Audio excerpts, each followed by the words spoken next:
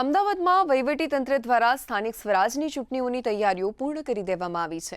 મતદાન મથકો પર ઈવીએમ મશીન સહિત ચૂંટણી સામગ્રીની ફાળવણી કરવામાં આવી છે, તો અનિચ્છનીય ઘટનાઓ ટાળવા પોલીસ બંદોબસ્ત પણ ગોઠવવામાં આવ્યો છે. ત્યારે જિલ્લા ચૂંટણી અધિકારી અને કલેક્ટર સુજીત કુમારે આવતીકાલે લોકોને વધુમાં વધુ મતદાન કરવા માટે અપીલ કરી છે. સ્થાનિક સ્વરાજની ચૂંટણી જેમાં દરેક નાગરિકોને એક તક મળે છે કે પોતાના પ્રતિનિધિને પ્રત્યક્ષ રીતે ચૂંટી શકે. પોતાના જે પ્રશ્નો છે સ્થાનિક લેવલે એના ઉકેલ લાવવા માટે સ્થાનિક સ્વરાજની ચૂંટણી મારફત લોકો વહીવટમાં પ્રત્યક્ષ રીતે પાર્ટિસિપેટ કરી શકે છે.